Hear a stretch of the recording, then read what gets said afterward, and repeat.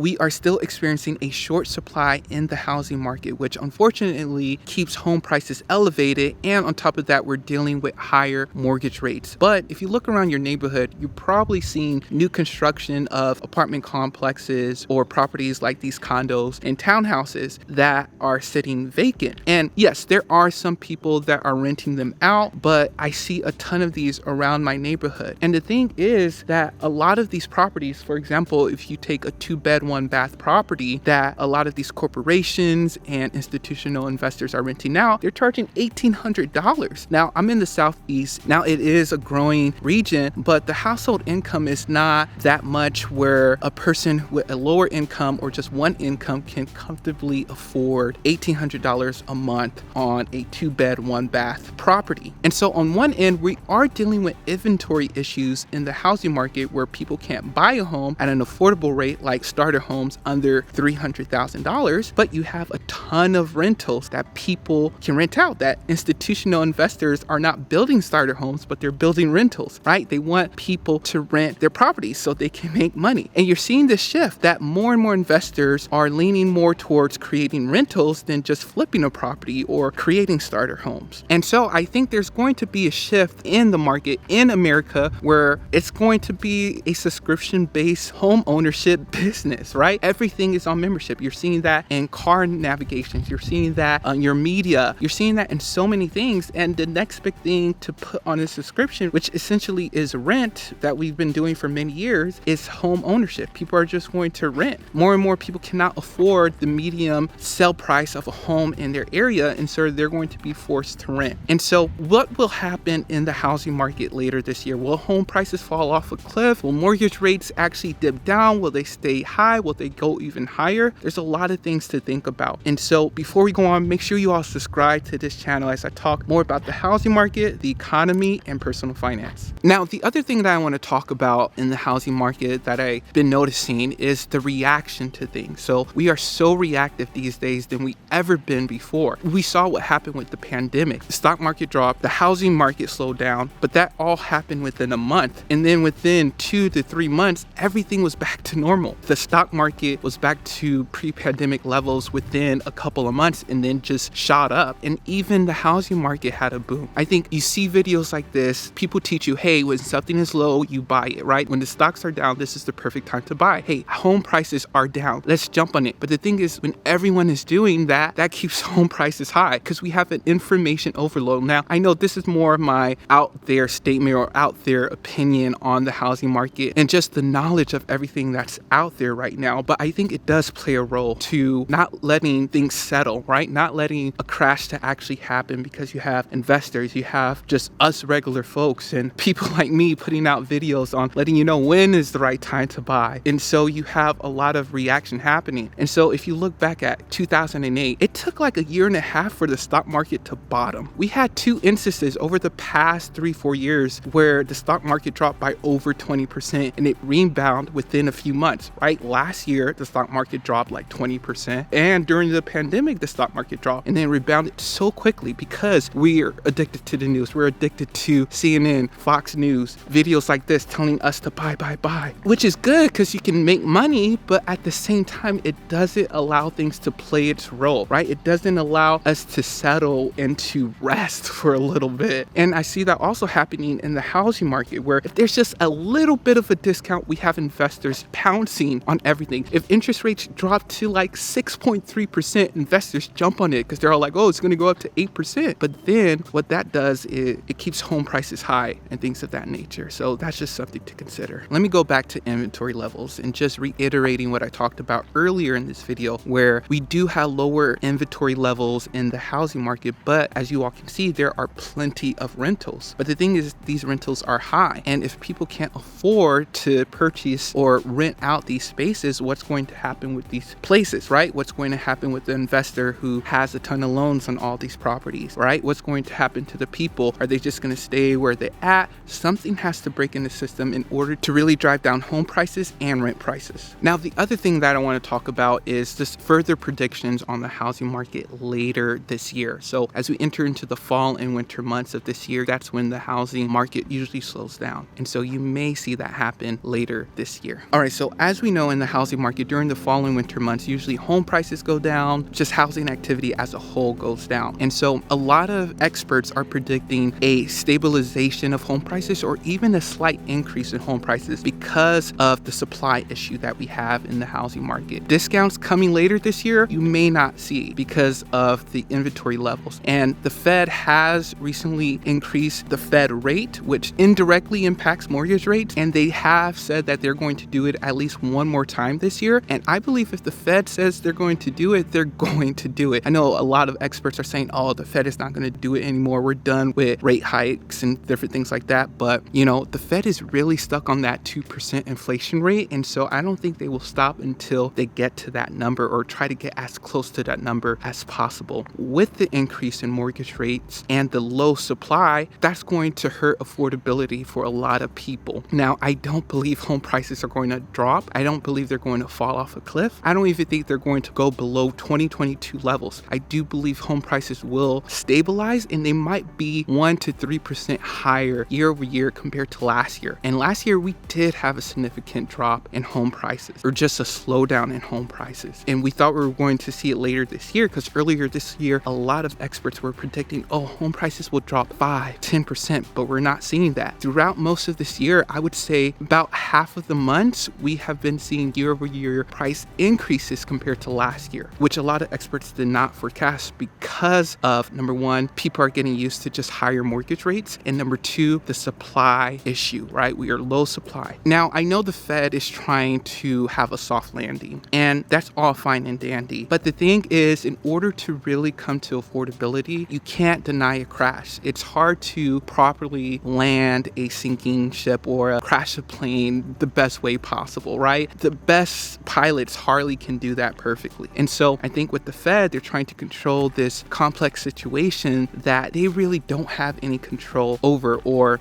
once they try to bring it down, it either has to crash and burn pretty tough or it won't come down at all. And I think just with everything going on with this world, it may be a pandemic, it may be a war that really crashes the housing market and bring home prices down, bring commodities down, bring just the whole economy down, groceries, gas prices, and all these things down. So what can you do at the moment? Let's say you're in a position where you want to put a down payment on a home, or you have some sort of money that you can purchase a home. I still believe that there are deals out there. There are still some parts of the country you may have to move outside of the city or even move cross country if you want to find an affordable place. If you don't have that luxury to do that, don't force a purchase of a home, because especially people now increasing the amount of ARM mortgages that they have, adjustable rate mortgages, where the rate changes. And if the Fed continues to hike the interest rate, you can be stuck in a mortgage that in 2 or 3 years down the line, you're going to have to pay even more per month for that mortgage. But if you do have the money, don't be scared of the interest rate. Don't be scared of the home price. If it fits within your budget, still purchase that home. I ended up purchasing a home at the peak of the market last year in May. Interest rates rising, home prices were still high, and I was still able to get a good deal, and I wasn't breaking my bank when I purchased this property. And so there are different loan programs that you all can use and things of that nature. Now, for investors, I would consider myself a small-time investor, and so I'm still looking for deals, but I'm not a corporation that has thousands of apartment units, you know what I mean? And so I think investors, you could still invest in this market. You may have to go more the rental route, or you may have to go more the budget route where you're making new construction for starter homes, right? Home price below $300,000, because those sell quick. If you're flipping a house, you have to do it well, right? Because those houses sell quickly. If you look on Zillow, on Redfin, the housing that is really sitting on the market are usually housing that is older, that's not updated, or is not in a desirable location. So making sure you hit all of those 3 points will be important to your investing journey. All right, you all, let me know down below what you think of the housing market. Are you all seeing areas like this where you see new construction of apartment complexes or condos or townhouses, but they're vacant, but yet we still have an inventory problem? I would like to know down below. And how do you see the housing market shaping later this year? All right, you all, be sure to subscribe, and I'll talk to you all later.